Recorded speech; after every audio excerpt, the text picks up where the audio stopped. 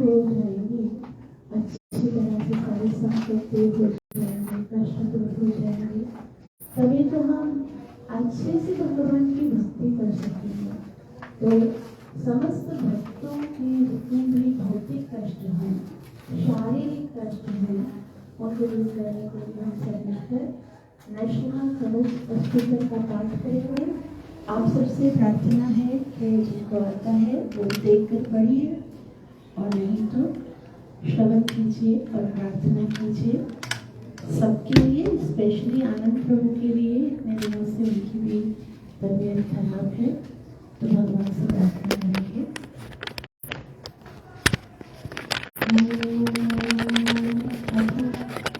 श्री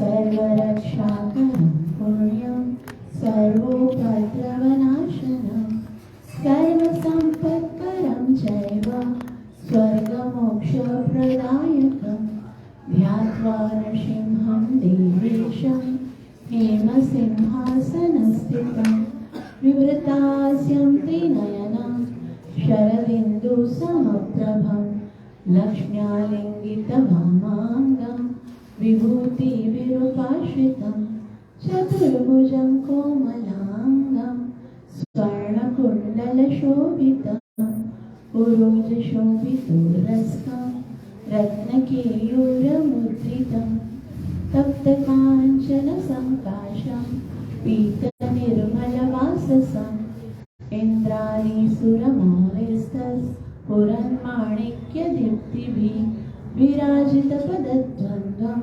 शङ्खचक्रादिहेतिभिः गरुत्मता च विनयात् स्तूयमानं मुदान्वितं सहृत्कमलसंवासं कृत्वा तु कवचं पठेत् नरसिंहो मे शिरः पातु लोकरक्षात्मसम्भव सर्वगोपीस्तम्भवास बालं मे रक्षतो धनिं नरसिंहो मे दृशो पातु सोमसूर्याग्निलोचन स्मृतिं मे पातु नरहरि मुनिवर्यस्तुतिप्रिय नासां मे सिंहनासस्तु मुखं लक्ष्मीमुखप्रिय सर्वविद्याधिपः पातु नरसिंहो रसनामम वक्त्रं पातु इन्दुवदना सदा प्रह्लादवन्दिता नरसिंहा पातु मे कण्ठं स्कन्दौ भूभरणान्तके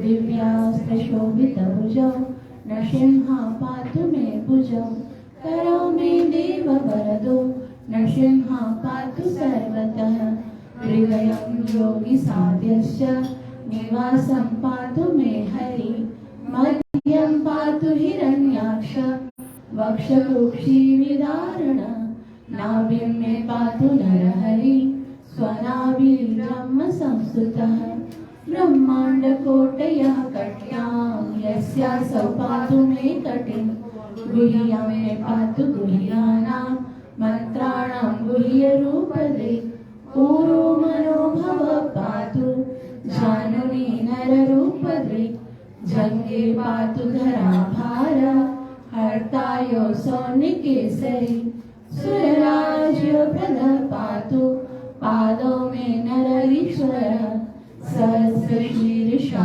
पुरुष पातु मे सर्वशस्तनो महोग्रपूर्वतः पातु महावीराग्रजोपेतः महाविष्णुदक्षिणेतु महाज्वालस्तु नैऋतो पश्चिमे पातु सर्वेषु दिशि मे सर्वतोमुखः नरसिंहा पातु वायव्यां सौम्यां भीषणविग्रहः ईशान्यां पातु भद्रो मे सर्वमङ्गलदायकः संसारभयः पातु मृत्युर्मृत्युनिकेसरी इदं नरसिंहा कवचं प्रह्लादमुखमण्डितं भक्तिमान्यः पठे नित्यं सर्वपापैः प्रमुच्यते पुत्रवान् धनवान् लोके दीर्घायुरुपजायते यं यं कामयते कामं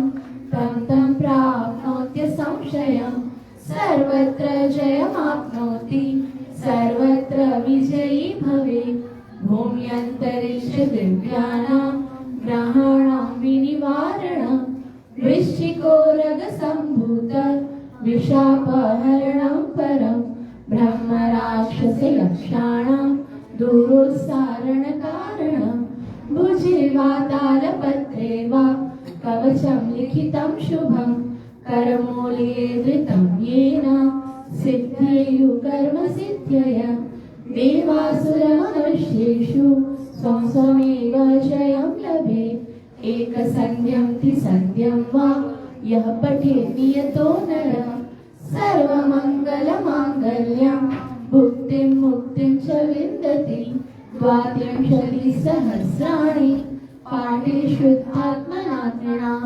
कवचस्यास्य मन्त्रस्य मन्त्रसिद्धि प्रजायते अनेन मन्त्रराजेन कृत्वा भस्मामि मन्त्रणां तिलकं धारयेद्यस्तु तस्य ग्रहभयं हरे त्रिवारं जपमानस्तु दत्तं वार्याभिमन्त्रचं प्राशयेद्यं नरं मन्त्र न सिंहाध्यानमाचरे तस्य रोगा प्रणश्यन्ति ये च स्युकुक्षिसम्भव किमत्र बहुनोक्तेन न सिंहसदृशो भवेत् मनसा चिन्तितं यत्तु सतच्चाप्नोत्य संशयं गर्जन्तं गर्जयन्तं निजभुजपटलं स्फोटयन्तं हठन्तं दीप्यन्तं तापयन्तं दिवि भुवि दितिजं क्षेपयन्तं क्षिपन्तं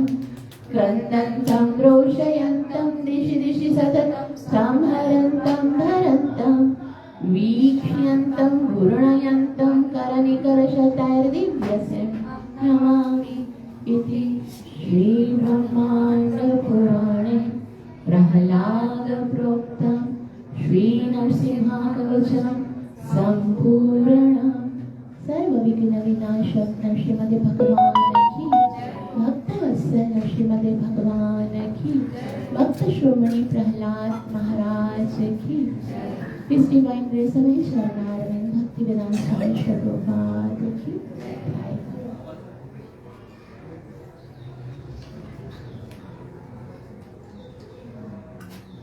भगवत कथा में प्रवेश करने से पहले कुछ क्षण हरि नाम का आश्रय लेंगे और अपनी जीवा और हृदय को पवित्र करके भगवान की कथा श्रवण करने के योग्य बनाने का प्रयास करेंगे।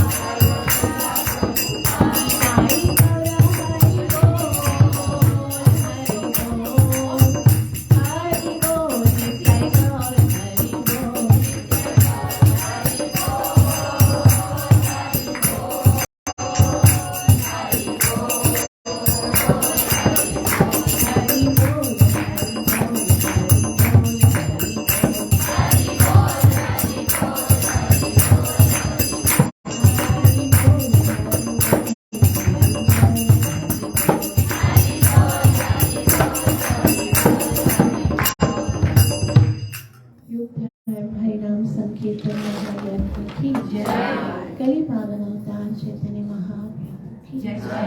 कलयुगाधारे हरे कृष्ण महामंत्र की जय। श्रीला प्रभुपाद की जय।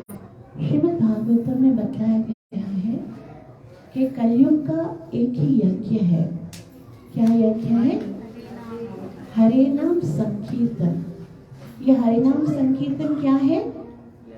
यज्ञ है। तो जिस तरह से यज्ञ होता है ना, तो हम सबकी इच्छा होती है ना कि हमको भी अवसर मिले अपनी आहुति डालने का, है ना।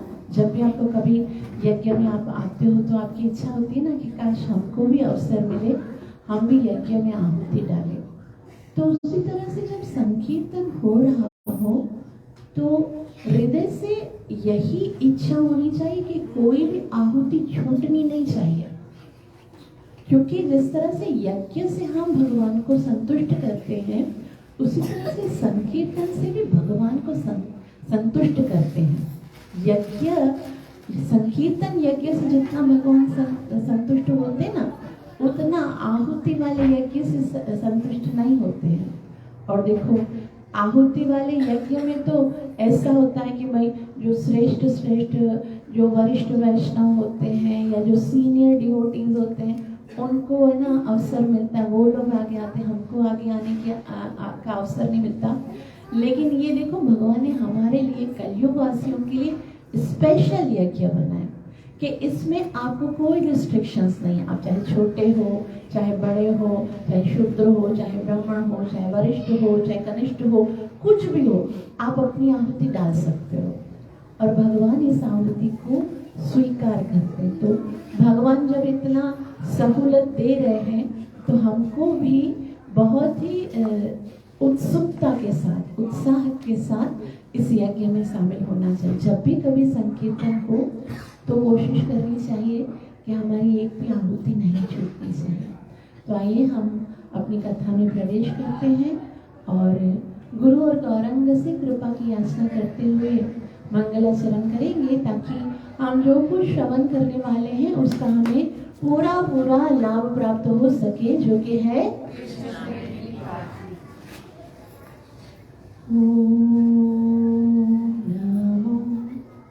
भगवते वासुदेवाय।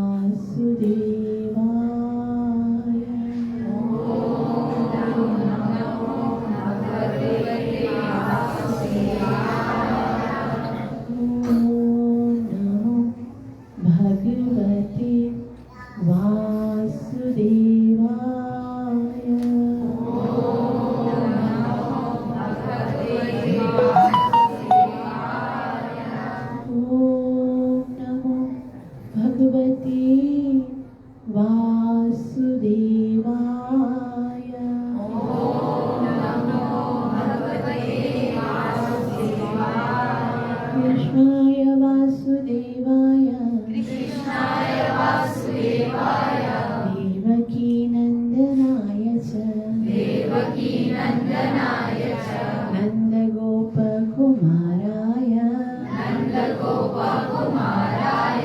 गोविंदाय नमो नमः। गोविंदाय नमो नमः। नारायणं नमस्कृत्य नरं चैव नरोत्तमं दैवीं सरस्वतीं व्यासं ततो जयमुदीरये। नष्टप्रायेषु अभद्रेषु नित्यं भागवत सेवया भगवती उत्तम श्लोके भक्तिर्भवति नैष्ठिकी। वाञ्छाकल्पतरुभ्यश्च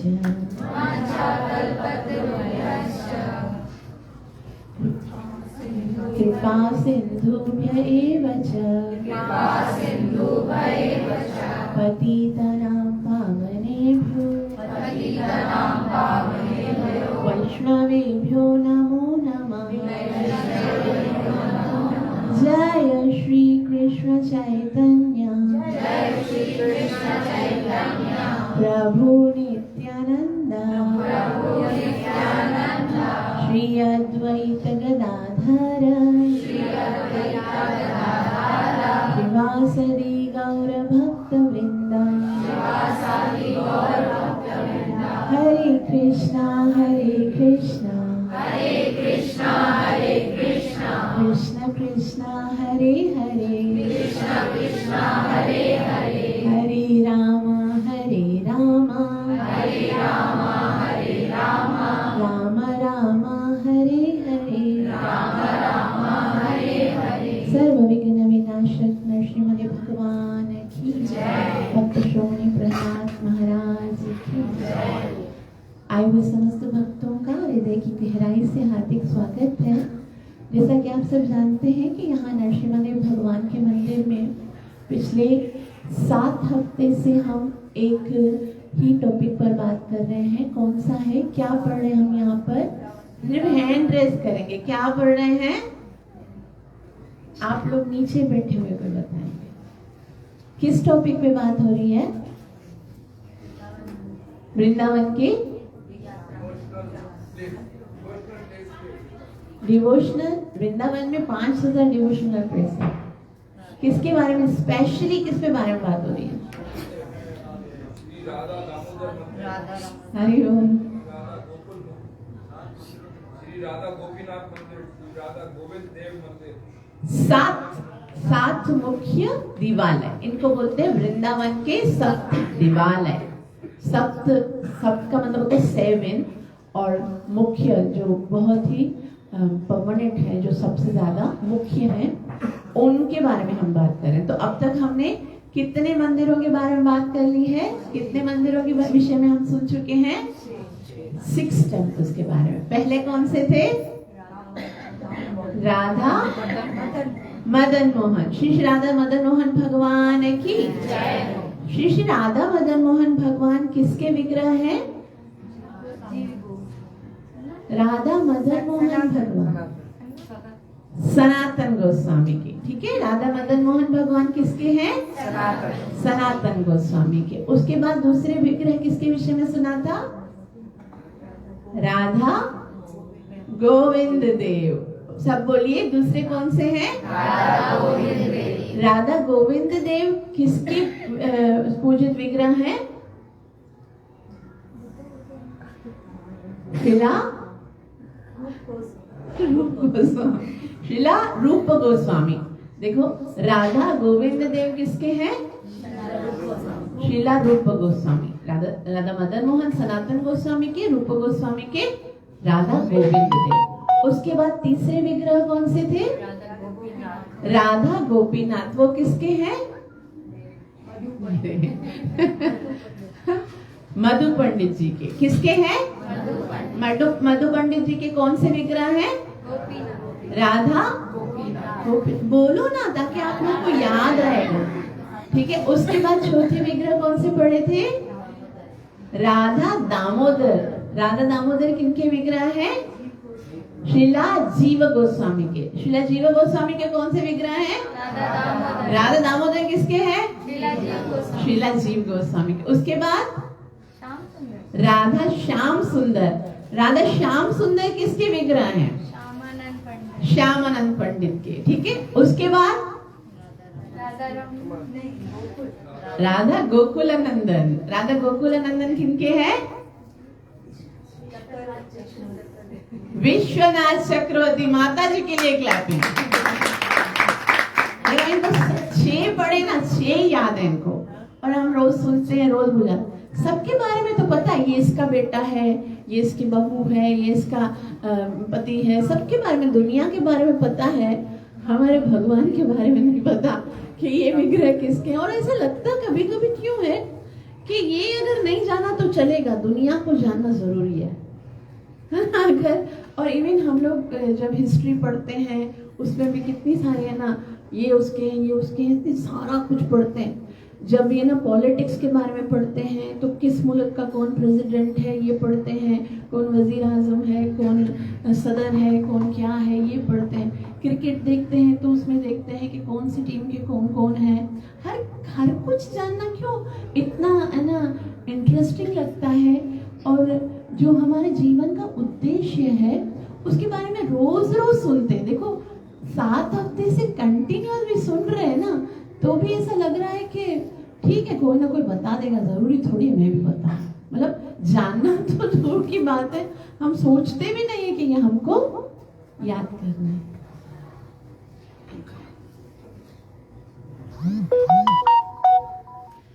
तो आज हम पढ़ेंगे राधा रमण लाल की जय। और पहले से सुनो, बाद में सवाल पूछेंगे तो आपको बताना पड़ेगा, सही है। राधा रमण लाल जी किसके सेवित विग्रह हैं? श्री श्री गोपाल भट्ट गोस्वामी के। किनके हैं? गोपाल भट्ट। जैसे हमारे षट गोस्वामी है ना, शिला रूप गोस्वामी, सनातन गोस्वामी, रघुनाथ दास गोस्वामी, रघुनाथ भट्ट गोस्वामी, जीव गोस्वामी और गोपाल भट्ट गोस्वामी। उनके विग्रह हैं राधा रमण लाल। तो उनके विषय में पढ़ने से पहले मैं आपको एक बात बताऊं कि भगवान जो है, आचार्य गण ऐसा कहते हैं। कभी आप अनुभव कीजिए कि क्या ऐसा हमें भी लगता है? जो हमारे जितने जितने आचार्य हैं उन्होंने सबने एक एक विग्रह की सेवा की है। जैसे हम अभी पढ़ रहे थे राधा रमन, सनातन गोस्वामी, गोविंद देव के, रूप गोस्वामी और मधु पंडित जी की, गोपीनाथ, हमने ऐसे पढ़ा ना। तो जिन जिन के विग्रह हैं उनका ये अनुभव है, पर्सनल एक्सपीरियंस है। क्या है वो कहते हैं कि एक बार जब हम कृष्ण के दर्शन करते हैं तो हमें ये पूरा संसार फीका सा लगने लगता है। ऐसा लगता है कि इस संसार में और कुछ देखने के योग्य है ही नहीं। जब अपने अपने विग्रह को देखते हैं तो उनको ऐसा लगता है कि इतने सुंदर हैं हमारे ठाकुर जी, इतने सुंदर है, इतने आकर्षित हैं, इतने मधुर हैं कि उनको देखने के बाद अब और संसार में कुछ भी देखने की इच्छा ही नहीं। और इवन यहाँ तक लगता है कि और कुछ देखने के योग्य ही नहीं है। और हम कितने अभागे हैं ना, हम रोज कृष्ण के दर्शन करते हैं, रोज अपने घर की डीटीज दर्शन करते हैं, मंदिर में आते हैं, वृंदावन चंद्र के दर्शन करते हैं, गोकुल नंदन जी के दर्शन करते हैं, राधा दामोदर के दर्शन करते हैं, साक्षात नरसिम्हा देव के दर्शन करते हैं। और इतना सब भक्तों का संग करने को मिलता है, भगवान की कथा करने को, कथा श्रवण करने को मिलता है, प्रसादम खाने को मिलता है, इतने सारे उत्सव सेलिब्रेशन करने का मिलता है। लेकिन फिर भी हमको ये संसार कितना अच्छा लगता है ना, ये संसार कितना आकर्षित लगता है ना। हमको लगता है ठीक है, फॉर द टाइम बीइंग हम भगवान को समय दे रहे हैं, लेकिन फिर भी बार बार भगवान के नाम की महिमा सुनते हैं, भगवान की महिमा सुनते हैं, फिर भी लगता है कि ये संसार जो है वो बहुत आकर्षण लगता है। तो लगता है ये अच्छा है, इसको जिया जाए। ये वास्तव में एक आत्मा का सबसे बड़ा दुर्भाग्य है कि उसका आकर्षण भगवान के बजाय संसार में हो रहा है। इससे बड़ा दुर्भाग्य और कोई नहीं है। तो प्रार्थना करनी चाहिए, भगवान ये जो आकर्षण, ये जो मिठास मुझे संसार में मिलती है वो आपके चरणों में मुझे प्राप्त हो। आपके श्री चरणों के दर्शन, आपके नेत्रों के दर्शन, आपके मुखमंडल के दर्शन करके मुझे ऐसा लगे कि और कुछ देखने के योग्य नहीं है। तो ये विग्रह जो हम दर्शन करते हैं ना, जिन विग्रह के बारे में हम अभी पढ़ रहे हैं, अभी हम किसके बारे में पढ़ेंगे? राधा रमण लाल। तो वैसे तो कोई भी विग्रह है ना जो संसार में, उनके लिए महाप्रभु ने कहा ये भगवान के जैसी नहीं है, भगवान के जैसी नहीं है, बल्कि ये क्या है? साक्षात भगवान है। प्रतिमा नहीं, तुम्हें साक्षात ब्रजेंद्र नंदन। प्रतिमा नहीं है, कभी भूल कर भी नहीं सोचना कि आपके मंदिर में भगवान की मूर्ति है। ये कभी मत सोचना। एक बार क्या हुआ, भक्ति योगा महाराज जो मधुबन में होते थे, उनके विग्रह के दर्शन करने के लिए बहुत बड़े कोई सेठ आए। तो उन्होंने बहुत सारा डोनेशन दिया था उनको। तो जो डोनेशन देते तो उनको हम लोग कैसे बोलते हैं, हाँ भाई यहाँ पर बैठिए, यहाँ पर बैठिए ऐसे। लेकिन उन्होंने पता है क्या, वो जब आए और उन्होंने दर्शन किए भगवान के, और भगवान के दर्शन करने के लिए करके फिर महाराज के साथ बैठे और महाराज को बोले कि आपकी मूर्ति की आंखें बहुत सुंदर है। ऐसे बोला कि आपकी मूर्ति की आंखें बहुत सुंदर है। तो महाराज ने पता उनको क्या बोला, बोला आप अपनी आंखों का इलाज कीजिए, ये मूर्ति नहीं, ये हमारे भगवान है। तो वास्तव में इसी भाव से भगवान के दर्शन करना चाहिए कि ये साक्षात भगवान है। और जब तक हमारा ये भाव नहीं आएगा ना, तब तक हम वो टेस्ट नहीं प्राप्त कर पाएंगे। अभी देखो डिफरेंस क्या है, ये जो आपके सामने नरसिम्हा भगवान है ना, ये पहले प्रकट होने के पहले कहां पर थे, खंबे में थे। अब खंबे में नहीं थे, लेकिन निकले कहां से, खंबे से निकले। प्रहलाद को नरसिम्हा भगवान उस समय दिख रहे थे जबकि वो प्रकट नहीं हुए थे, है ना। उस समय जब खंबा था तब हिरण्यकशिपु ने पूछा कहाँ है तुम्हारा भगवान, क्या इस खंबे में है। प्रहलाद ने कहा जी पिताश्री, मेरा भगवान इस खंबे में है। मतलब प्रहलाद को खंबे में कौन दिख रहा था, नरसिम्हा भगवान दिख रहे थे। और हिरण्यकशिपु जब भगवान उसमें से बाहर भी निकल आए ना, खंबे में से बाहर भी निकल आए, फिर भी उनको भगवान नहीं दिख रहे थे, है ना। भगवान नहीं दिख रहे थे, उनको लग रहा था पता नहीं क्या है ये इतना अद्भुत, पता नहीं क्या हो सकता है, ये ना मृगम ना मानुषम, ये क्या है। मतलब वो फिर भी उनको भगवान नहीं स्वीकार कर पाया। तो ये फर्क होता है भक्त और अभक्त में। भक्त को विग्रह में भगवान दिखते हैं। जब आपको लगे ना ये विग्रह नहीं है, ये भगवान है और ये मुझसे बात करेंगे, और भगवान बहुत प्यारे हैं। आप भगवान से कभी भयभीत नहीं हुआ करो। हमसे हजारों भूल हो जाए, हजारों गलतियां हो जाए, फिर भी भगवान के सामने जाकर हमें इस आशा से जाना चाहिए कि वो मेरे हैं, वो जानते हैं कि मेरे अंदर इतनी सारी कमियां हैं, वो अवश्य मुझे क्षमा कर देंगे। उनके साथ बात करने का प्रयास करना चाहिए, उनको अपनी प्रॉब्लम्स बतानी चाहिए कि मैं किसको बताऊं, ये है तो मैं आपको बता रहा हूँ ना, मेरे साथ इतना ये हो रहा है, मेरा मन नहीं लग रहा है भजन में, मैं किसको बताऊं। आप ही तो मन में रहते हो ना, तो आप ही मेरे मन को पवित्र कर दो। तो भक्त जो है उसको विग्रह में कौन दिखते हैं, भगवान दिखते हैं। लेकिन जो अभक्त होते हैं, जब भगवान स्वयं इस संसार में अवतार लेते हैं, तो भी उस भगवान के अंदर भी स्वयं जब साक्षात भगवान होते तो उसमें भी अभक्त को भगवान न दिखाई नहीं देते थे। दुर्योधन को कहाँ कृष्ण में भगवान दिखाई दिए, कंस को या फिर रावण को कहाँ कृष्ण में भगवान। शिशुपाल तो भगवान का अपमान कर रहे थे कि ये तो ऐसा है, ये तो ऐसा है, ये तो चोर है, ये तो ये है।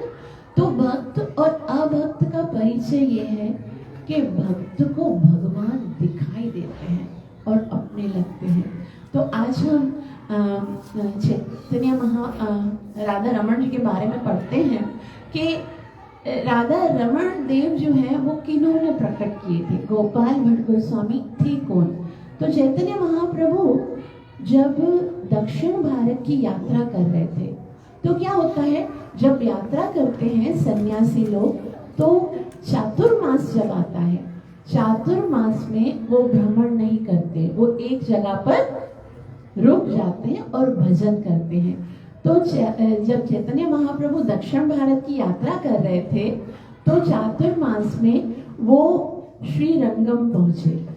श्री रंगम में जो वैकुंठ भट्ट हैं, वैकुंठ भट्ट ने उनको प्रणाम किया, चैतन्य महाप्रभु को बहुत आग्रह किया कि हे महाप्रभु, आप कृपा करके ये चातुर्मास हमारे यहाँ पर आकर विश्राम कीजिए और हमें भगवान के विषय में श्रवण करने का, भगवान की सेवा करने का अवसर प्रदान होगा। हमें आपकी सेवा करने का अवसर, भक्तों की सेवा करने का, कृष्ण कथा श्रवण करने का, संकीर्तन श्रवण करने का अवसर मिलेगा। तो कृपा करके आप इन चातुर्मास के समय में हमारे यहाँ पर आकर रुकिए, क्योंकि भ्रमण तो नहीं करते हैं। तो हमें ना हमेशा एक हृदय के अंदर क्रेज होना चाहिए, एक इच्छा होनी चाहिए कि कोई भक्त हमारे घर में आए। भक्तों की चरण कमल जब हमारे घर पे आते हैं तो उससे हमारे घर की सारी नेगेटिव वाइब्रेशन खत्म हो जाती है। हमारे घर में सुख और शांति का वातावरण क्रिएट होता है। भक्तों को सदैव इच्छा करनी चाहिए कि घर पे लेके आए, उनको प्रसाद खिलाएं, उनकी सेवा करें। तो वैकुंठ भट्ट जो है वो किनको लेकर गए अपने घर पे? किनको? आप लोग भी यहाँ पे बैठे हो ना, आप लोग भी सुनो और आंसर देने का प्रयास करो, ठीक है? किनको लेकर आए थे? चैतन्य महाप्रभु को। तो वहां पर अब देखो, वैकुंठ भट्ट के एक पुत्र थे, जैसे छोटे से पुत्र थे, एकदम छोटे से थे। उनका नाम था गोपाल भट्ट। तो चैतन्य महाप्रभु, वो 4 महीने चैतन्य महाप्रभु उनके घर पे रहे। और चातुर्मास 4 महीने कौन से होते हैं? श्रावण, भाद्रपद, अश्विन और कार्तिक। ये 4 महीने चैतन्य महाप्रभु वहां पर रहे। और जब वैकुंठ भट्ट चैतन्य महाप्रभु की सेवा करते थे, उनके चरण धोते थे और चरण का जो जल है उनको पीते थे, महाप्रभु को प्रसाद खिलाते थे, जब कीर्तन करते थे तो गोपाल भट्ट भी देखता था। और बच्चे कैसे होते, जब भी जो भी माता पिता करते, मैं करूंगा ऐसे करते ना, मैं करूंगा। तो गोपाल भट्ट जो है ना, वो हमेशा जब भी चरण धोते थे ना महाप्रभु के, मैं पिताजी मैं करूंगा, तो उसको बोलते ठीक है आप भी आ जाओ। ऐसे करके सारी सेवाएं करते थे, महाप्रभु के लिए परोसते थे, महाप्रभु को खिलाते थे, महाप्रभु के चरण धोते थे, उनकी सेज सेट करते थे, उनके वस्त्र साफ करके उनको देते। मतलब जो भी कार्य होता था महाप्रभु के, वो हर वक्त महाप्रभु, क्योंकि उनको इतना आकर्षण होता था महाप्रभु में कि जब महाप्रभु कथा बताते थे ना, वो दौड़ के इधर आते थे, उनके पास आके बैठते थे। और फिर महाप्रभु देखते थे ना, वो इतना ध्यान से कथा सुन रहे हैं। फिर कथा के बाद महाप्रभु उनको गोद में बिठाते थे, प्यार करते थे, बहुत ही प्रेम से वो कथा श्रवण करते थे, संकीर्तन करते थे। और महाप्रभु जब प्रसाद ले लेते थे, फिर उनका जो उच्छिष्ट है प्रसाद जो बच जाता था वो खाते थे। तो इतना समय तक, 4 महीने तक महाप्रभु के साथ रहे, बहुत आनंद के साथ। और जब 4 महीने पूरे हुए तो चैतन्य महाप्रभु ने कहा कि वैकुंठ भट्ट, आप अब मुझे आज्ञा दीजिए, चातुर्मास का समय समाप्त हो गया है, तो मैं अब यात्रा के लिए निकलूंगा। और जैसे ऐसे बोले तो गोपाल भट्ट रोने लगे। बोला महाप्रभु, मैं आपको जाने नहीं दूंगा, आप कैसे जा सकते हो? आप मेरे साथ रहो, आप चले जाओगे तो मैं जीऊंगा कैसे? आप नहीं जाओ। तो गोपाल को चैतन्य महाप्रभु ने कहा नहीं, मुझे तो जाना पड़ेगा। तो बोला फिर मुझे भी लेके चलो ना अपने साथ, मैं भी आपके साथ रहूंगा, मैं आपकी सेवा करूंगा, मैं चलूं आपके साथ। तभी चैतन्य महाप्रभु ने कहा गोपाल, तुम तो कितने छोटे हो, तो हम तो जंगल में जाएंगे, रास्ते में कंकर होंगे, पत्थर होंगे, वहां पर तो कोई तुम्हारा ख्याल रखने वाला भी नहीं होगा, सन्यासी है सब। तो बोला नहीं, मेरा भले कोई ख्याल नहीं रखे, आपके साथ चलना है। बोला नहीं, अभी तुम बहुत छोटे हो ना, और तुम अगर चले जाओगे तो माता पिता का ख्याल कैसे कौन रखेगा? आपको यहाँ पर बैठकर अपने माता पिता की सेवा करनी चाहिए। जब तक माता पिता है ना, तो तुम उनकी सेवा करो। और बोला फिर जब वो चले जाएंगे, बोला फिर तुम मेरे पास आ जाना, ठीक है? फिर तुम वृंदावन आ जाना मेरे पास। तभी ऐसा बोल के प्रेम से उसको समझा के महाप्रभु तो निकल गए। और फिर कुछ समय के बाद क्या हुआ, जो गोपाल भट्ट के जो माता पिता हैं वो भी अपनी यात्रा समाप्त करके आगे चले गए। और उसके बाद उनको याद था कि मुझे महाप्रभु ने कहा तुम कहाँ जाना? वृंदावन आ जाना। तो गोपाल भट्ट गोस्वामी जो है वो वृंदावन आए, लेकिन वृंदावन जब गोपाल भट्ट गोस्वामी आए तो महाप्रभु उस समय कहाँ चले गए थे? जगन्नाथपुरी। अभी महाप्रभु से तो उनकी मुलाकात हुई नहीं, बस बचपन में मुलाकात हुई, उसके बाद तो चैतन्य महाप्रभु जगन्नाथपुरी चले गए और गोपाल भट्ट जो है वो कहाँ आए? वृंदावन में। जब वो वृंदावन में आए तब उन्होंने कहा महाप्रभु तो वहां चले गए हैं, तभी सनातन गोस्वामी और रूप गोस्वामी के साथ उनका मिलन हुआ और उन्होंने बताया कि हम भी चैतन्य महाप्रभु की आज्ञा से यहाँ पर कार्य करने के लिए आए हैं, लीला स्थलियों की खोज करनी है, शास्त्रों का निर्माण करना है और जो भगवान की जितने जितने लीला स्थली है उनको खोजना और शास्त्र लिखने हैं, जो भगवान ने लीलाएं की हैं, जो भगवान के विषय में हमको शास्त्र लिखने।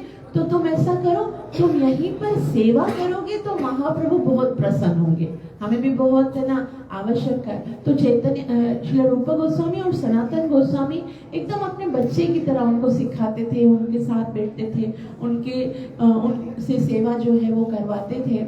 जब चैतन्य महाप्रभु को पता चला, कहाँ पर थे वो? जगन्नाथपुर। महाप्रभु को पता चला कि अभी गोपाल भट्ट गोस्वामी वृंदावन आ गए, तो चैतन्य महाप्रभु क्योंकि याद था उनको, छोटे से थे, कितना प्रेम से मेरी सेवा करते थे, तो चैतन्य महाप्रभु इतना खुश हुए और हृदय से आशीर्वाद दिया कि तुम वही रूप गोस्वामी और सनातन गोस्वामी के साथ मिलकर वृंदावन में सेवा करो। और महाप्रभु ने उनके लिए गिफ्ट भेजा। चैतन्य महाप्रभु ने उनके लिए अपने अंग वस्त्र जो चैतन्य महाप्रभु धारण करते थे, कौपिन, वो भेजा और एक लकुटी भेजी। इसके अतिरिक्त भी चैतन्य महाप्रभु जिस आसन पे बैठते थे ना, वो आसन भेजा। कितना प्यार करते चैतन्य महाप्रभु, अपनी निजी वस्तुओं को वहां पर भेजा और बोला अपने कुछ भक्तों को घोड़े पर सवार करके वृंदावन भेजा और उनको कहा कि आप वही सेवा करो, वही वृंदावन में लेकर जय हो। आप उधर उनके साथ सनातन गोस्वामी और रूप गोस्वामी के साथ सेवा करो। तो वहीं पर वो सेवा कर रहे थे और यात्रा भी करते थे। एक बार वो नेपाल में गए। नेपाल में एक नदी है जिसका नाम है गंडकी नदी। कौन सी नदी है? गंडकी नदी की स्पेशलिटी ये है कि उसके अंदर जो पत्थर हैं वो कोई साधारण पत्थर नहीं है, बल्कि वो सब क्या है? शालिग्राम शिला है। जो एक एक पत्थर उसके अंदर है ना, वो सब शालिग्राम शिला है। और शालिग्राम शिला इतना अद्भुत पत्थर होता है, उसके अंदर भगवान विराजमान होते हैं। उनको तो शालिग्राम शिला जो है वो तो साक्षात भगवान का स्वरूप है। जैसे हम कथा श्रवण करते हैं वृंदा देवी की, वृंदा देवी ने भगवान को शिला के रूप में प्रकट होने का श्राप दिया था, तो भगवान देखते ही देखते जो शिला बन गए थे, वो शालिग्राम शिला कहाँ पर मिलती है? गंडकी नदी, नेपाल में। तो वो स्नान कर रहे थे उस नदी में। तो अक्सर आपने देखा होता ना, कमंडल होता है जो सन्यासियों के पास, तो वो क्या कर रहे थे? वो कमंडल को पानी से भर रहे थे कि भाई बाद में जाने के लिए।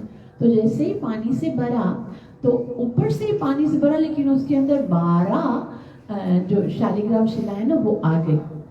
तो उन्होंने कहा नहीं, मुझे तो कितनी सारी सेवाएं हैं, अब इतने सारी शालिग्राम शिला में लेके जाऊंगा, इनकी सेवा करूंगा, तो मुझे दूसरे जो कार्य हैं, लीला स्थलों की खोज है, शास्त्रों का लिखना है, और वो सब तो मैं नहीं कर पाऊंगा, तो मैं नहीं लेके जा रहा हूँ, मैं वापस रख देता हूँ। तो सारा कमंडल जो है वो उस पानी में वापस से डाल दिया। तो उसके बाद वापस कमंडल से पानी भरने के लिए कमंडल भरा, तो वापस उसके अंदर सारे जब शालिग्राम शिला है वो आ गए। इस तरह करते करते 1 बार 2 बार 3 बार करते थे, तो वापस वो सारे शालिग्राम शिला 12 के 12 उसके अंदर ऐसे लग रहा था। देखो नीचे होने चाहिए ना पत्थर, तो ऊपर थोड़ी होते। तो जैसे ऊपर ऐसे कर पानी भरते थे, तो नीचे से ऐसे लगता था कोई मैग्नेट से उनको खींच कर इसके अंदर डाल रहा है। तो उसको लगा कि शायद भगवान की यही इच्छा है कि मैं इनको अपने साथ ले जाऊं और इनकी सेवा करूं, तो अच्छा है फिर मैं इनको अपने साथ वृंदावन लेके लाता हूँ। तो इनको वृंदावन लेके गए और वृंदावन में एक वृक्ष है जहाँ पर वो निवास करते थे, वहां पर एक वृक्ष है। वो वृक्ष बहुत ही अद्भुत है। वहां पर जब वो वृक्ष कौन सी जगह है, जब भगवान श्री कृष्ण रास लीला कर रहे थे, तो आपको पता है एक समय ऐसा आया कि भगवान उस रास लीला के मध्य से लुप्त हो गए थे, मतलब अलूप हो गए थे, दिख रहे नहीं थे। सब ढूंढ रही हैं गोपियां, कहाँ हैं। फिर गोपी गीत भी गाती हैं। तो वो जगह गोपी गीत गाने के बाद जब भगवान प्रकट हुए थे, वो स्थान, वो वृक्ष जो था वहां पर वो रहते थे। और वो वृक्ष उन्होंने क्यों चयन किया था वहां पर बैठ के भजन करना, क्योंकि चैतन्य महाप्रभु, उनके श्री रूप गोस्वामी सनातन गोस्वामी बताते थे कि चैतन्य महाप्रभु रोज यहाँ की धूल उठाकर अपने मस्तक पे रखते थे कि कृष्ण यहाँ प्रकट हुए थे। तो ये बहुत ही बहुत सुंदर और बहुत ही महत्वपूर्ण स्थान था। तो उन्होंने यहीं पर अपना भजन किया था। याद रखिए, जो भजन का स्थान होता है ना, वो बहुत ही ध्यान से चुनना चाहिए। हर जगह पर मन भजन में नहीं लगता है। भजन करने के लिए एक बहुत ही शांत और पवित्र जगह, जैसे देखो हम लोग मंदिर में होते हैं तो कैसा मन लगता है। मंदिर में आप बैठे होते हो, भगवान की जप करते हो तो आसान लगता है। घर में भी मंदिर में ऐसा, किधर भी आप बैठोगे, पार्क में जाओगे तो थोड़ी ना मन लगेगा। वो बोलते हैं हाँ कर सकते हैं कहीं पर भी, ऐसा नहीं है। नियमिता स्मरणे न काला, भगवान का स्मरण कहीं भी हो सकता है। लेकिन अगर हम सीरियस है ना, अगर हम वाकई में भक्ति में उन्नति करना चाहते हैं, तो भजन का स्थान, तभी तो सब लोग जाते हैं वृंदावन में भजन करते हैं। जो आचार्यगण हैं वो खोजते हैं कि भाई यहाँ पर ये स्थान बहुत ज्यादा पवित्र है, तो वो उसी वृक्ष के नीचे बैठकर भजन करते थे। अब क्या करते थे कि उनके पास मंदिर तो था नहीं, तो वहीं पर भगवान को एक कहीं पर वृक्ष की जगह बना के वहीं पर सेट करते थे, वहीं उनकी पूजा करते थे, तुलसी दल चढ़ाते थे, जल चढ़ाते थे, वहीं पर उनकी सेवा करते थे। और रात को क्या करते थे, उनके पास एक झोला होता था ना, झोले के अंदर डालकर वृक्ष पे टांग देते थे कि भाई यहाँ से कोई रात को गुजरेगा, कोई पशु वगैरह इनको गिराएगा तो नहीं, तो वो एक झोले में टांग देते थे उधर। तो ऐसे ही सेवा करते थे। एक बार क्या हुआ, नरसिम्हा जयंती का समय था, बस ये नरसिम्हा भगवान, नरसिम्हा जयंती का समय था।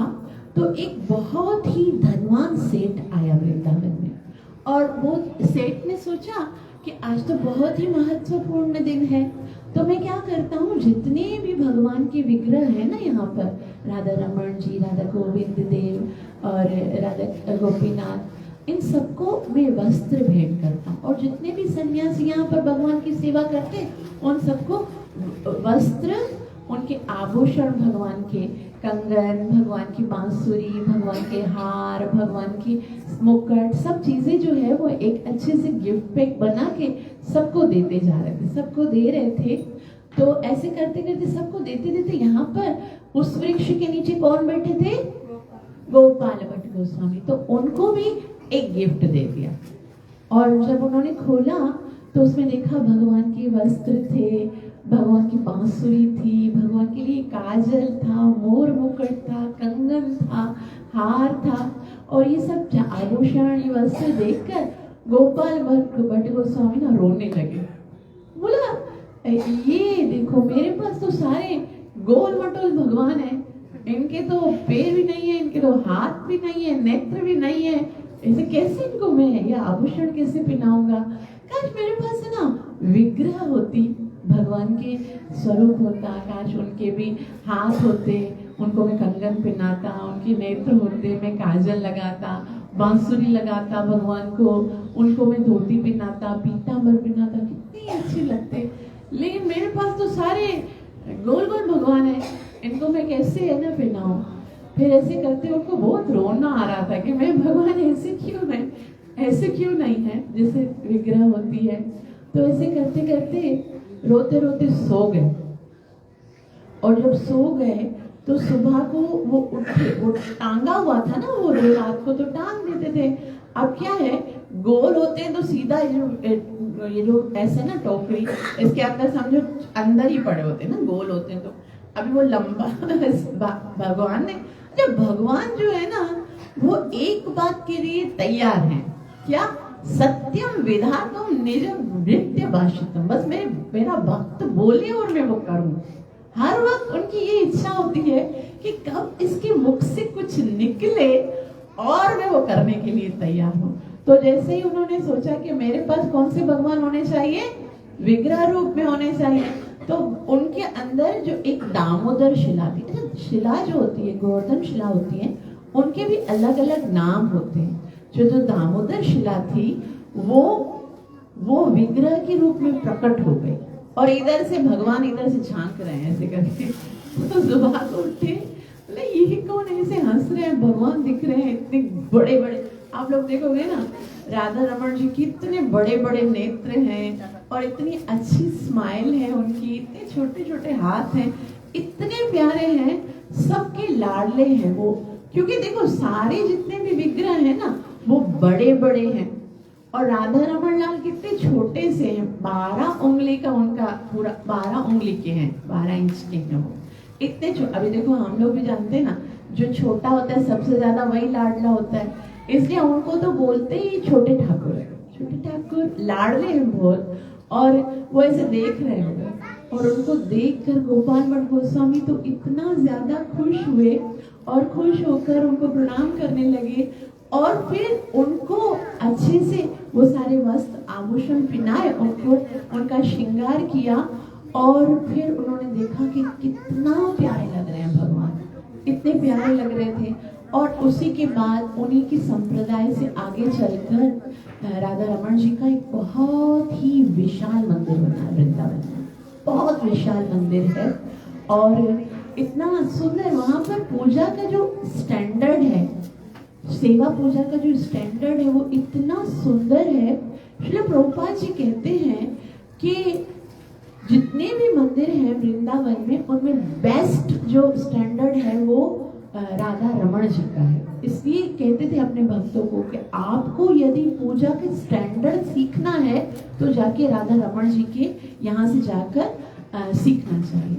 और राधा रमण के जो राधा रमण जी हैं उनके अंदर कुछ बहुत ही अलग चीजें हैं, मतलब बहुत ज्यादा अजीब चीजें हैं, बहुत ही सीक्रेट चीजें हैं जो कि बहुत सारे लोगों को नहीं पता है। देखो कितने सारे भगवान के विग्रह आपने आज तक देखे होंगे ना, तो भगवान जो है वो स्माइल करते हैं, हंसते हुए दिखते हैं ना जब कृष्ण होते हैं, लेकिन हम कृष्ण के कभी दांत नहीं देखते, है ना। लेकिन राधा रमण जी जो हैं उनके दांत दिखते हैं, मतलब ऐसे नहीं सारे, जैसे छोटा बच्चा कैसे होता है, 2 दांत ऊपर होते हैं 2 दांत नीचे होते हैं ना, जब नया नया दांत निकलते हैं तो कितना छोटा, कभी कभी ऊपर से 4 निकलते हैं, नीचे से 2 निकलते हैं ना। तो राधा रमण लाल जी की आप फोटोज भी कभी कभी जो अब तो ये हमारा बहुत बड़ा उपकार किया है सोशल मीडिया ने, वरना हम कभी भगवान के दर्शन नहीं कर पाते ना। आज के दर्शन आते हैं, आज के दर्शन, कितनी हैरत की बात है, वृंदावन में भगवान है और लिखा होता है आज के दर्शन। श्याम सुंदर जी के दर्शन आते हैं, राधा रमण लाल जी के दर्शन आते हैं, राधा दामोदर जी के दर्शन आते हैं। तो कभी कभी है ना वो पुजारी जी वो बोलते हैं जूम करके देखिएगा आज भगवान के चतुर्दंत दर्शन हो रहे हैं, कभी बोलते द्विदंत दर्शन हो रहे हैं आज भगवान के। और आप देखोगे ना सचमुच में ऐसा होता है। और वहां पर तो क्यों, बल्कि मैं समझती हूँ फोटोग्राफ में अच्छे से होता है वहां पर, क्योंकि आप देखो राधा रमण लाल जी इतना दूर हो और इतने छोटे से हैं ना, तो आप जिसकी नजर बहुत तेज होगी वो ही ज्यादा जूम करके देख सकेगा, जिनकी थोड़ी। और वहां पर ऐसा है ना, आप ऑप्टिकल पहनकर भी नहीं जा सकते, चश्मा पहन के जाओगे तो फौरन से बंदर ले लेगा, इसलिए आप ऐसे गौर गौर से देखो। घर पे भी दर्शन देने के लिए आते हैं तो पहली क्वालिटी क्या है कि वो हंसते हैं, और दूसरी कौन सी क्वालिटी है कि राधा रमण लाल जो हैं, अभी हमने क्या सुना शुरू में, क्या बताया था कि जब उत्तरा माता जी करना है कि मुझे के दर्शन करने हैं, मेरे पास समय तो सिर्फ एक ही जगह जाने का है, तो आप बगैर सोचे राधा रमण लाल जी के पास चले जाओ, क्योंकि ये तीनों चीजें एक साथ यदि आपको कहीं देखनी है तो राधा रानी के विग्रह के स्वरूप में हमारे पास है। और बहुत महत्वपूर्ण बात है, बहुत अच्छी चीजें हैं राधा रमन लाल जी के टेम्पल से जुड़ी हुई। एक मैं आपको बताया था कि राधा मदन मोहन, राधा गोविंद देव, राधा गोपीनाथ, ये सब क्या हुआ था जब मुगलों का करौली में है, तो इस तरह से अलग अलग जगहों पर जाकर भगवान के विग्रह को सुरक्षित कर दिया गया। लेकिन जब मुगलों का आक्रमण हुआ था तो राधा रमन लाल जी कहीं नहीं गए, वो वृंदावन नहीं गए। क्यों? क्योंकि उनको छुपाना बहुत आसान था। एकदम छोटे थे, उनको पॉकेट में डाल सकते थे, उनको पिलो के नीचे छुपा देते थे या कहीं और जगह पर, मतलब ढूंढना ही मुश्किल है। छोटी चीज को ढूंढना तो बहुत मुश्किल है ना, बड़ी चीज होगी तो ढूंढी जा सकती है। पुजारी जो है वो भगवान को अलग अलग जगहों पर छुपाकर और जैसे ही समय सही आता था तो भगवान की सेवा करते थे। तो ये इकलौते विग्रह ऐसा कहा जाता है। वैसे तो भगवान है वनम परित्यजम पादम एकम न गच्छति, लेकिन विग्रह जो है वो एक राधा रमन लाल जी की ऐसी है जो नैष्ठिक ब्रजवासी है, जो कभी भी ब्रज से बाहर नहीं गई, सदैव आज तक वो ब्रज में ही है। आज भी आप और एक बहुत वैसे नहीं होता, लेकिन है ना, जैसे बिहारी जी हैं या दूसरे, तो बाहर से कोई प्रसादम जो है वो वहां पर जाके लगता है ना, मिठाई वगैरह पेड़े वगैरह हम लेके जाते हैं। लेकिन राधा रमन जी के मंदिर में बाहर की बनी हुई कोई भी वस्तु नहीं लगती। बाहर मंदिर से बाहर की बनी हुई कोई भी वस्तु भोग नहीं लगती है, और मंदिर में कभी माचिस का उपयोग नहीं होता है। आग जलाने के लिए ना लाइटर ना माचिस। हम सोचेंगे फिर प्रसाद कैसे बनता होगा? तो गोपाल भट्ट गोस्वामी जी जो है वो इतनी साधना करते थे, उन्होंने अपने मंत्रों के द्वारा वहां पर एक अग्नि प्रज्वलित की थी, और वो अग्नि आज तक जल रही है। आज तक वो अग्नि जल रही है, और जो भी प्रसाद भगवान के लिए बनता है वो उसी अग्नि जो है उसी पर पकाया जाता है। यहाँ तक कि भगवान की आरती का सामान वो वहीं से आरती जो जलाते हैं तो वही अग्नि से कैंडल लेकर आते हैं, या इस तरह से यूज वही अग्नि होती है आज तक। कितना अद्भुत है ये। और इसके अतिरिक्त राधा रमन मंदिर में एक और क्वालिटी है, वहां पर एक स्पेशल किस्म का प्रसाद मिलता है। इतने छोटे छोटे मटके होते हैं, उसके अंदर खीर होती है, और वो राधा रमन जी की सबसे ज्यादा फेवरेट खीर होती है, और उसको कुलिया प्रसाद कहते हैं। कुलिया प्रसाद जो है वो रात को मिलता है, और ऐसा कहा जाता है जिसको कुलिया प्रसाद मिल गया ना, समझो राधा रमन देव जो है वो उस पर प्रसन्न हो गए। बहुत ही और इतना टेस्टी होता है, इतना स्वादिष्ट होता है, आपको लगेगा कि शायद ये इस भौतिक जगत का नहीं है। और ऐसा कहते हैं कि राधा रमन लाल जो है वो स्वयं ऐसे इसको खाते हैं, और जिनको मिलेगा तो वो तो जाहिर सी बात है भगवान के अधर का जो रस है उसको मिला है, तो कितना स्वादिष्ट होगा। तो जो है ना, अलग अलग उत्सव होते हैं। दूसरी स्पेशल बात यह है कि वहाँ पर सारे उत्सव होते हैं, बहुत ही सुंदर तरीके से सारे सेलिब्रेशंस होते हैं वहाँ पर। लेकिन एक स्पेशल उत्सव होता है, वो क्या होता है कि हर 2.5 साल के बाद जो वहाँ के जो गोसाई हैं उनका सेवा महोत्सव होता है। मतलब गोसाई जो है वो स्वयं सारी सेवाएं करते हैं, और वो इतना सुंदर होता है, बहुत ही सुंदरता से भगवान के एक दिन में बहुत बार श्रृंगार किए जाते हैं, बहुत सारे भोग लगाए जाते हैं, वो सारा जो है वो गोसाई जी करते हैं। और इसके अतिरिक्त जो है एक और स्पेशल चीज है राधा रमन जी की टेम्पल में, वो क्या है कि देखो मंदिर में क्या होता है, किसी भी टाइम पर पर्दा बंद कर देते हैं, किसी भी टाइम पर पर्दा खोल भी हो। कभी कभी हम मंदिर आते हैं, अब वहां से राधा रमन जी का जो मंदिर है ना, गेट इतना दूर है, अंदर आओगे 5-10 मिनट तो खाली अंदर से गेट से लेकर मंदिर तक आने में लगेंगे। और कभी कभी ऐसा हो आपको अब वृंदावन में इतना समय नहीं होता, स्पेशली जो पाकिस्तानी जाते हैं उनके पास तो 2-4 दिन ही होते हैं, उनको उसी में शॉपिंग भी करनी है, सारे दर्शन भी करने हैं, राधा कुंड श्यामकुंड में स्नान भी करना है, बरसाना भी जाना है, नंदगांव भी जाना है, हर जगह पे जाना है। तो वो क्या है, एक बाहर से एक संकेत मिलता है। एक छोटा सा बल्ब लगा हुआ है, एक लाइट है, छोटा सा 2 बल्ब लगे हुए, एक रेड कलर का है और एक ग्रीन कलर का है। तो जब आप जाओ ना अंदर तो बाहर आप देखोगे 2 बल्ब लगे होंगे। अगर ग्रीन बत्ती जल रही है तो मतलब भगवान के दर्शन खुले हुए हैं, अगर रेड लाइट जल रही है तो मतलब भगवान के दर्शन बंद हैं। अभी आप अंदर नहीं जाओ, बाहर से काम कर निपटा के फिर वापस आके चेक करो, बत्ती खुली है तो निकलो, फटाफट जाना है आपको। और जैसे ही आपको देखना है ना कि लाइट खुली है, फिर आप ये नहीं देखो दूसरा तुम्हारे साथ कौन है वो आ रहा है, बोलो मंदिर का पट खुला हुआ है, भागो। ऐसा नहीं पहुंचते पहुंचते ही बत्ती रेड हो जाए, तो ऐसा है कि भाग के कैसे भी करके पहुंचना है कि दर्शन खुले हुए मिल जाए बस। और जैसे ही पर्दा बंद होगा तो लाइट रेड हो जाएगी। तो हम ऐसे ही करते, बाहर जैसे ही आते हैं ना, इधर से लोही बाजार से आते आते तो आ ही जाता है राधा रमन लाल, और देखते रहते हैं कि भाई खुला हुआ है तो डायरेक्ट भाग भाग के अंदर चले जाते हैं और बहुत ही सुंदर दर्शन होते हैं राधा रमन लाल जी के। तो ये है राधा रमन लाल जी। और ये हम जो अभी पढ़ रहे हैं नरसिम्हा भगवान का टेम्पल है, तो बहुत सारी ऐसी चीजें हैं जो सिमिलर है नरसिम्हा भगवान और राधा रमन लाल जी में। क्या है, एक तो नरसिम्हा भगवान जो है वो भी कहाँ से प्रकट हुए हैं, है ना, वो पत्थर से, शिला से प्रकट हुए ना, तो वो शिला से प्रकट हुए हैं, खंबे से प्रकट हुए हैं, और राधा रमन लाल जी है वो भी शिला से प्रकट हुए हैं।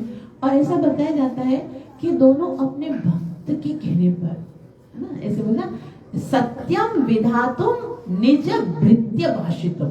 श्रीमद् भागवतम में बताया गया है, श्रीमद् भागवतम ये बताया गया कि जैसे पहले कोई ऐसा नहीं था, जैसे हम लोग अभी ड्रामा करेंगे ना जब नरसिम्हा चतुर्थी के दिन, उस दिन क्या होगा, एक हम खंबा बनाएंगे, उसके पीछे पहले से ही नरसिम्हा भगवान को रखेंगे, फिर जो प्रहलाद होगा वो बताएगा इसके अंदर, और जो हिरण्यकशिपु होगा वो उसको फाड़ेगा तो नरसिम्हा भगवान निकलेंगे। ये तो हमने रखा है ना, लेकिन ये जो स्तंभ था वो किसने बनवाया था, हिरण्यकशिपु ने बनवाया था, है ना। ये जो महल था वो तो हिरण्यकशिपु, ऐसा तो नहीं था कि हिरण्यकशिपु ने उसके अंदर पहले से ही फिट कर दिया था कि भाई जब मैं बोलूंगा तो निकलना है, ऐसा कुछ नहीं था।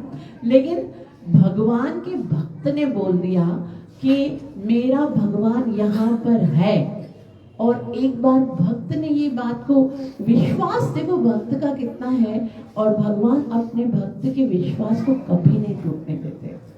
तो जैसे उन्होंने ये प्रार्थना की कि भगवान मुझे इस पत्थर से दर्शन, क्या भगवान मुझे भी दर्शन चाहिए, तो भगवान जो है वो प्रकट हो गए शिला के अंदर से। शिला, अभी आप देखोगे ना विग्रह जो है राधा रमन लाल जी की, पीछे से एकदम फ्लैट है, ऐसे लगता है फ्लैट, शिला से भगवान जो है वो उभर के बाहर आए हैं। ऐसा लगता है जैसे भक्त को दर्शन देने के लिए भगवान इतने उतावले हैं कि शिला से भी अपना जो है वो स्वरूप प्रकट करके आ गए हैं। तो भगवान जो एक तो जो भगवान है नरसिम्हा भगवान, वो भी किससे निकले, शिला से, और वो भी अपने भक्त के कहने पर निकले हैं, और ये भी अपने भक्त के कहने पर ही निकले हैं। और राधा रमन लाल जो है वो उनके कृष्ण नरसिम्हा भगवान जो प्रकट हुए ना, उनकी 16 भुजाएं हैं, 16 भुजाएं से बोलते हैं ना, षोडश बाहु, तो 16 भुजाएं हैं।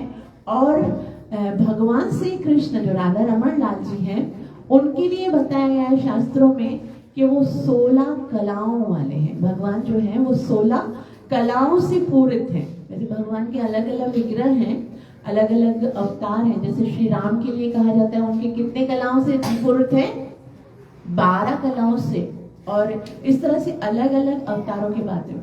अब नरसिम्हा भगवान जो है वो 16 बाहों से पूरित है, और जो राधा रमन लाल है वो 16 कलाओं से। अब ऐसा बोला रूपम अति अद्भुत रूपम, अत्यंत अद्भुत रूप है। नरसिम्हादेव भगवान का रूप तो बहुत अद्भुत है, इतना अद्भुत है कि ब्रह्मा जी जिन्होंने 84 लाख योनियां बनाई है ना, वो 84 लाख योनियां बनाने वाला ब्रह्मा जी जब नरसिम्हादेव भगवान को देखता है तो वो परेशान हो जाता है। ऐसा कैसा, ये रूप कितना अद्भुत है। वो उन्होंने अपने मतलब जैसे शास्त्रों में भगवान के रूप के बारे में बताया जाता है ना, नरसिम्हादेव भगवान के उत्पन्न होने से पहले किसी शास्त्र में बताया नहीं गया था कि भगवान इस रूप में प्रकट होंगे। वो भगवान ने उस ऑन द स्पॉट भगवान ने ये निर्णय लिया कि मुझे अब यहाँ से इस तरह से प्रकट होना है। और इतना अद्भुत रूप था कि हिरण्यकशिपु देखकर तो हंसने लग गया कि ऐसा भी कोई रूप होता है, ना मृगम ना मानुषम। ना तो भगवान मृग का मतलब होता है ना पशु है या मनुष्य। अब क्या हुआ था, हिरण्यकशिपु ने ये वरदान लिया था कि मैं ना तो नर से मरूं ना पशु से मरूं, क्योंकि इन्होंने देखा था कि भाई रावण इत्यादि को किन के भगवान एक मनुष्य का शरीर लेकर आए थे राम का, तो उन्होंने मार दिया। और मेरा भाई जो हिरण्याक्ष था तो भगवान वराह का स्वरूप, यानी पशु का स्वरूप, कभी वो भगवान कच्छप बन के आते हैं, कभी मत्स्य बन के आते हैं, कभी वराह बन के आते हैं, तो कभी मनुष्य बन के आते हैं। तो उन्होंने बोला था ना तो मैं नर से मरूं ना मैं पशु से मरूं। उसने कभी सोचा भी नहीं था ये कंबाइन भी हो सकता है। माइंड में होते हैं ना मृगम ना मानुषम, क्योंकि नरसिम्हादेव भगवान आधे शुरू से लेकर पूरे मनुष्य जैसे थे, और ऊपर से जो सर था वो शेर का था, तो ना वो मृग थे ना मनुष्य थे। और उसी तरह से कृष्ण के लिए भी कहा जाता है ना मनुष्य। हालांकि वो अभी देखो भगवान आते तो दिखने कैसे हैं, मनुष्य जैसे दिखते हैं ना, लेकिन भगवान श्री कृष्ण भगवद गीता में कहते हैं 9.11 अवजानन्ति मामूढ़ा मानुषीं तनुमाश्रितम्, जो मुझे मनुष्य समझते हैं वो मेरे परम भाव को नहीं जानते हैं। वो मैं मनुष्य रूप में अवतार लेता हूँ, मैं भगवान मनुष्य रूप में अवतार लेते हैं मगर वो मनुष्य नहीं है। और भगवान पशु रूप में भी अवतार लेते हैं, कभी वराह बन के आते हैं तो कभी मत्स्य बन के आते हैं तो कभी कच्छप बन के आते हैं, लेकिन वो पशु नहीं है। तो कृष्ण ना मृग है ना मनुष्य है, वो तो कृष्ण है बस, वो कुछ और नहीं है। वो तो राधा रमन लाल जी है और तो कुछ भी नहीं है। राधा रानी को आनंद देने के लिए ही प्रकट होते हैं। और इसके अतिरिक्त और क्या है, भगवान के बहुत सारी चीजें अलग हैं, बिल्कुल अलग दिखती हैं। क्या है, नरसिम्हादेव भगवान के लिए हम मंत्र उच्चारण करते हैं उग्रम वीरम महाविष्णु, और एकदम अपोजिट है, नरसिम्हादेव भगवान उग्र है और राधा रमन लाल जी कैसे हैं, शांत, एकदम देखते ही बस ऐसा लगता है हृदय शांत हो जाए। नरसिम्हादेव भगवान क्या है, वीर हैं, लड़ाई करते हैं, युद्ध करते हैं, हिरण्यकशिपु को मारते हैं, सब थर थर कांपते हैं। और वो वीर नहीं है, वो डरपोक है, कभी भी कोई आक्रमण हो जाता है छुप जाते हैं, भाई मुझे कोई छुपाओ, कोई मुझे देख के न जाए। महा का मतलब होता है बहुत बड़ा। नरसिम्हादेव भगवान का शरीर जो है, जब वो प्रकट हुए थे तो उनके चरण जो थे वो पाताल को टच कर रहे थे, उनका जो मुकुट था वो ब्रह्मलोक मतलब 14 लोक में पूरे आ रहे थे, कितने विशाल थे। और ये कितने हैं, छोटे से, बिल्कुल छोटे ठाकुर है, एकदम अपोजिट है। महावीर और वीर, नरसिम्हादेव भगवान वीर हैं, उग्रम वीरम। और ये क्या है तो अलग अलग भगवान के स्वरूप के विषय में चर्चा होती है, भक्त लोग बहुत आनंद लेते हैं। भगवान के विषय में जानने का मतलब होता है भगवान से मुलाकात करना। तो हम जब भी भगवान के विषय में श्रवण करते हैं तो हमें ऐसा ही लगता है कि आज हम राधा रमन लाल जी से मिलकर आए हैं, आज हम इस भगवान से मुलाकात करके आए हैं। आप सबका बहुत बहुत आभार जो इतना प्रेम से आप सबने श्रवण किया। कृपया मुझे आशीर्वाद अवश्य दीजिएगा कि भगवान के नाम से प्रेम कर सकूं, सेवा और साधना अच्छे से करके गुरु और कृष्ण को प्रसन्न करूं। बोल श्री राधा रमन लाल भगवान की, बोल श्री राधा रमन लाल भगवान की सर्व विघ्न विनाशक नरसिंह भगवान की भक्त वत्सल नरसिंह भगवान की भक्त श्रोमणी प्रहलाद महाराज की नित्य लीला प्रवेश डिवाइन ग्रेस अभय शरणारविंद भक्ति वेदांत स्वामी श्रीला प्रभुपाद की